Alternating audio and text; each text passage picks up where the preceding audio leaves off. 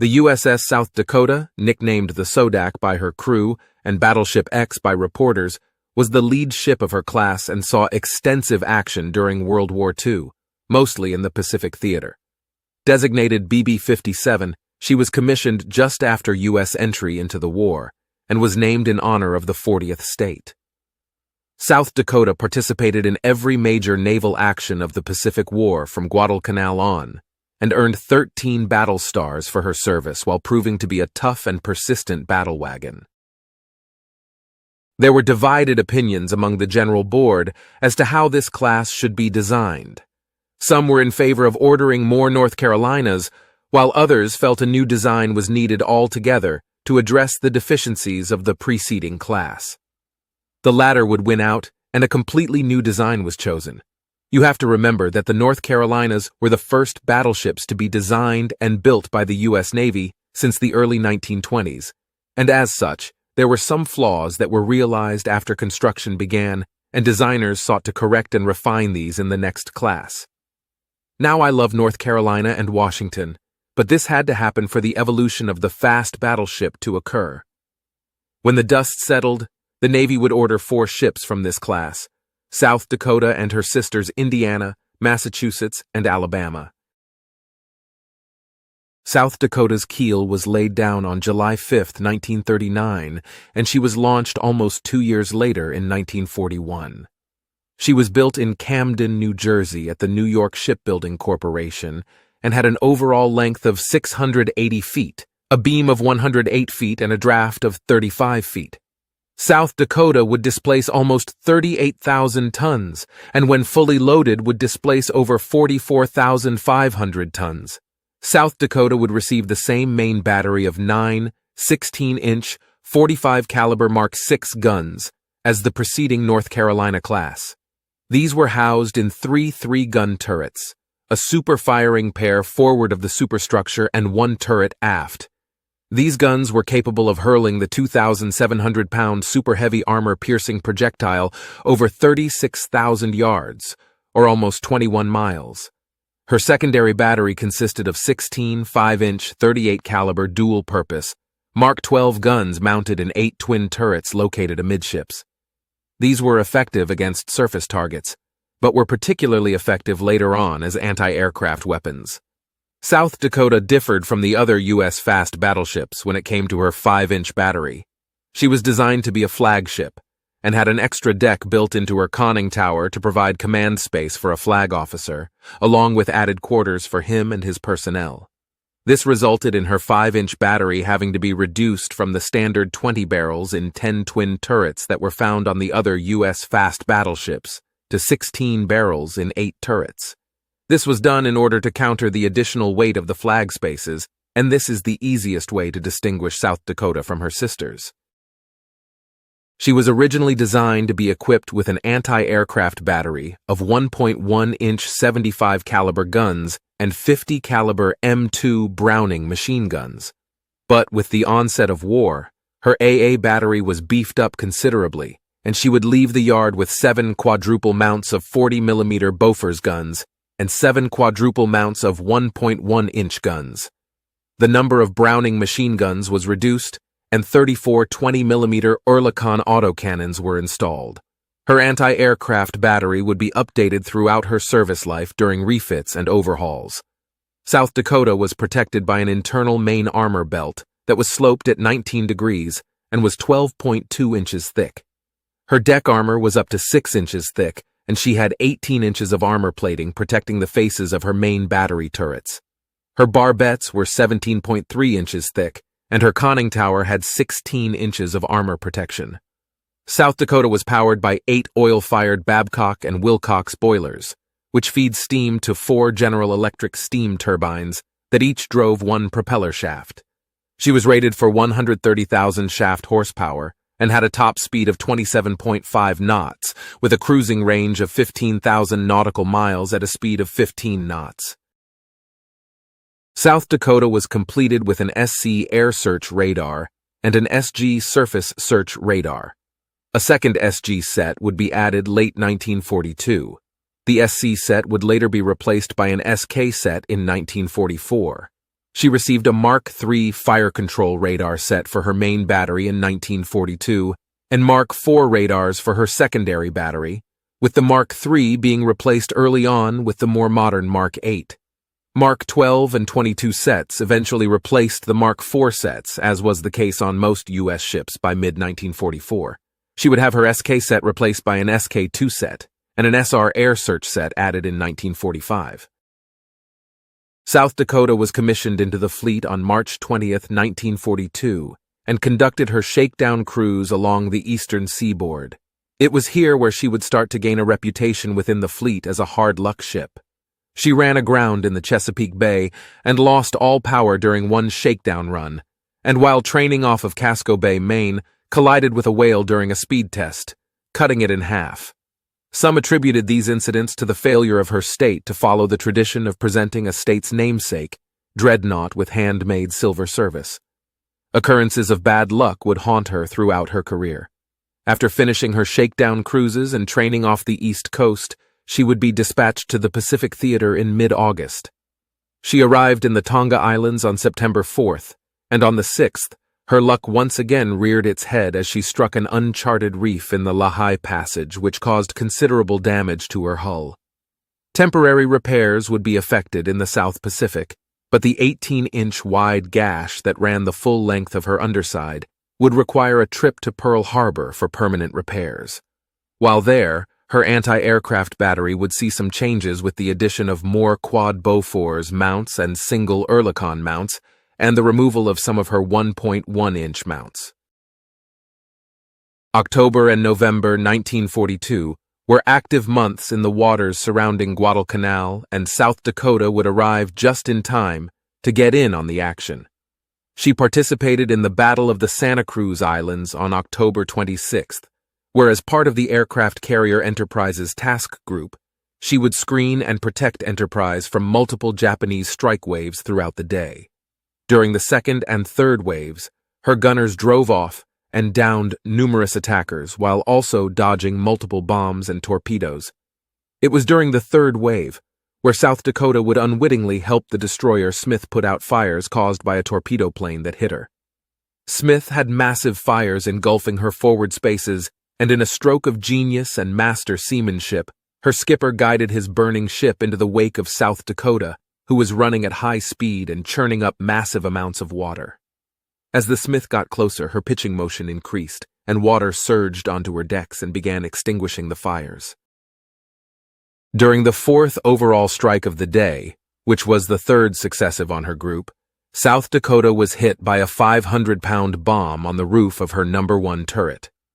The turret's armor did its job and prevented the bomb from penetrating, but the explosion showered the superstructure and forward decks with shrapnel and bomb splinters, one of which wounded the ship's captain, Thomas Gatch. Although her number 1 turret escaped damage, damage was done to the left and center guns of her number 2 turret, and this would have serious implications in the coming weeks after the gunnery department was informed by the Bureau of Ordnance that they should not use the barrels until they were properly fixed. Her gunners claimed to have downed 26 enemy planes during this action, but after-action reports from other ships in the task group indicate this number was likely much lower. As the fleet disengaged for the night, South Dakota counted 2 men killed and over 50 wounded in the day's action. Then, on October 30th, she collided with the destroyer Mahan. After this, South Dakota would retire to Noumea for repairs. She would rejoin the fight around the Solomons during the second week of November, once again as part of Enterprise's screen, but this time in company of another new American battleship, the USS Washington. This pair would make history over the course of the next several days.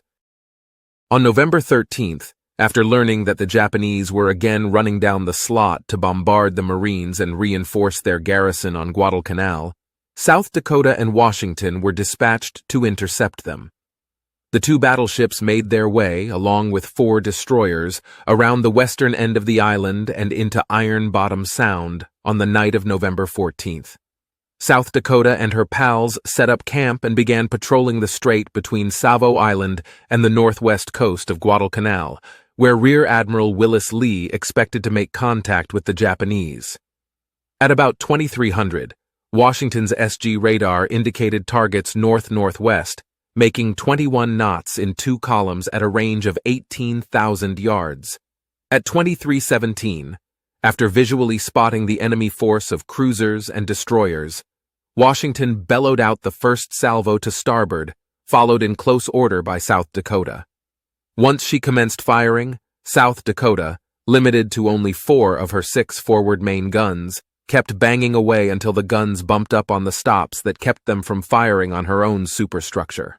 Her aft turret picked up the slack by heaving out salvo after salvo and actually set her float planes on fire as the guns shot directly over her stern.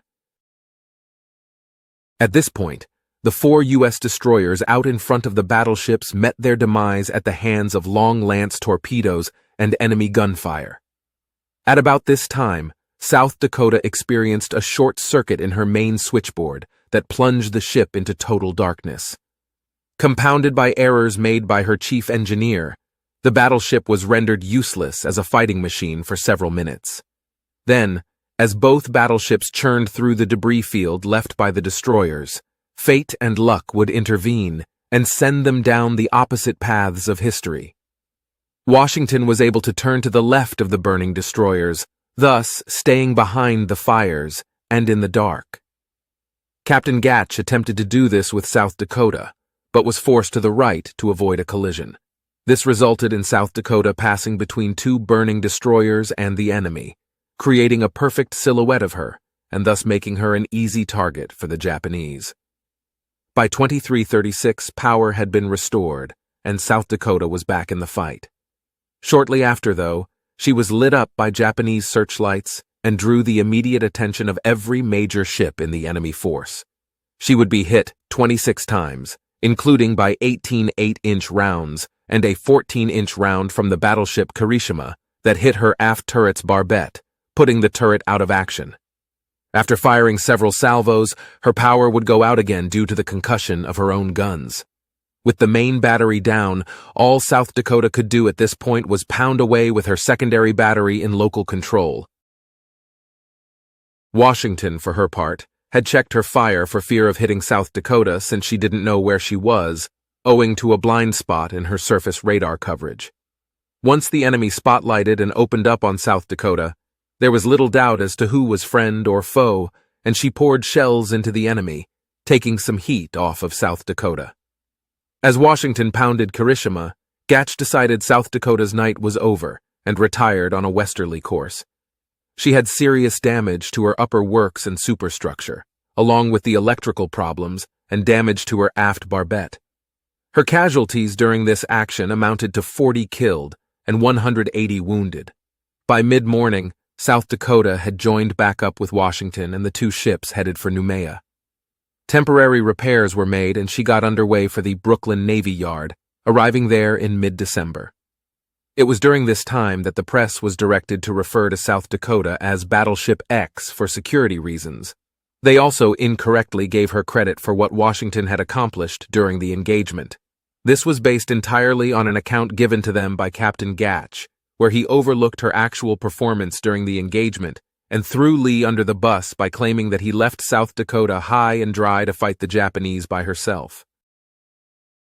After repairs and a refit were completed, South Dakota was sent to the North Atlantic to reinforce the British home fleet in May.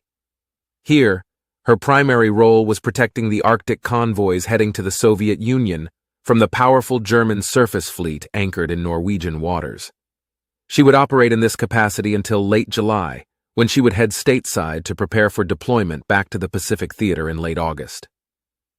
Upon her arrival in the Pacific, South Dakota trained extensively with some of the new Essex-class fleet carriers in preparation for the Gilbert and Marshall Islands campaigns, which began in mid-November. During these operations, she would provide shore bombardment when not screening for the carriers. On December 8th, she would bombard the island of Nauru along with battleships North Carolina, Washington, and her sisters Alabama, Indiana, and Massachusetts, in what amounted to the strongest American surface force in history to that point. In early January, South Dakota was assigned to the new Fast Carrier Task Force, which would begin operations to take the Marshall Islands in late January. On January 30th, she shelled Roy and Namur in preparation for amphibious landings the next day. She would then screen for the carriers during Operation Hailstorm in mid-February and strikes in the Marianas a few days later. Here, while under constant air attack, she was credited with downing 4 enemy aircraft. South Dakota then accompanied the carriers for a series of attacks on islands in the Carolines in late March and participated in the amphibious landing at Hollandia on April 22nd. After retiring from Hollandia, her task force staged another attack on Truk. South Dakota, along with other fast battleships, shelled Ponape Island on May 1st. She participated in the operations to soften up the Mariana Islands during late May and into June in preparation for landings there later in the month, and then the Battle of the Philippine Sea from June 19th to the 20th, where she would operate with the battle line 15 miles west of the carrier force to protect it from any surface threats. During the first wave of the attack on the 19th, South Dakota received another 500-pound bomb hit. This time, it hit the main deck where it blew a large hole, but inflicted no serious structural damage. However, personnel losses were heavy with 24 killed and 27 wounded. In late June, South Dakota was sent stateside to the Puget Sound Naval Yard for repairs and an overhaul. She arrived there on July 10, 1944, and would emerge in mid-August, ready to rejoin the fight in the Pacific. Upon her arrival back to the fleet, she was assigned to Task Group 38.3. Her task group struck Okinawa and Formosa in early October, then turned their attention to the Philippines afterward and supported operations there. She participated in the battle for Leyte Gulf, and along with her fellow battlewagons, closed on the Japanese northern force for a surface action, but were ordered to reverse course and head for San Bernardino Strait, only to miss the retreating Japanese center force and any chance of a surface engagement. In November, now Vice Admiral Lee transferred his flag from Washington to South Dakota, making her his flagship. South Dakota and her task group would continue operating east of the Philippines until late December, conducting airstrikes in support of the ongoing operations there. Throughout January 1945, they would strike the Philippines, Formosa, and targets throughout the South China Sea. In February, the focus switched to the Japanese home islands and support for the invasion of Iwo Jima. In March, Okinawa would again be on the schedule, as would the home islands. South Dakota supported the invasion of Okinawa in April by shelling Japanese positions several times throughout the month. She also protected her carriers from the kamikaze threat while they conducted air operations in the area. Her luck would catch up with her again on May 6th, when, while replenishing, a tank of 16-inch high-capacity powder exploded, causing a fire and exploding 4 more tanks. The magazines of turret number 2 had to be flooded to keep a catastrophic event from happening. 3 men were killed instantly. 8 more died of their injuries, and 24 others were wounded. She was dispatched to Ulithi on May 13th for repairs. Following her return to the combat zone in July, she supported the carriers while they conducted strikes on the Japanese home islands. On July 14th, South Dakota was detached to form a task group with her sisters Indiana and Massachusetts. They were sent to bombard the industrial complex in Kamaishi, which included the Japan Iron Company and the Kamaishi Steel Works. 2 weeks later, they bombarded the industrial facilities at Hamamatsu. A third bombardment was conducted on August 9th, and she would support carrier strikes until the Japanese capitulation on August 15th. She anchored off Honshu on August 27th and entered Tokyo Bay on the 29th. She steamed out of Tokyo Bay on September 20th and proceeded to the west coast of the United States. On October 27th, she participated in Navy Day in San Francisco and got underway in early January for an overhaul in Philadelphia. She was decommissioned and placed in the Atlantic Reserve Fleet a year later. The Navy considered modernizing her several times, but every design idea was deemed to be prohibitively expensive and was subsequently abandoned. The ship remained in the Navy inventory until June 1, 1962, when she was stricken from the Naval Vessel Register. She was sold for scrap on October 25, 1962, and broken up thereafter. Thank you for watching, and if you enjoyed this video, please hit the like button, comment and subscribe so that we can bring you more insightful content just like this.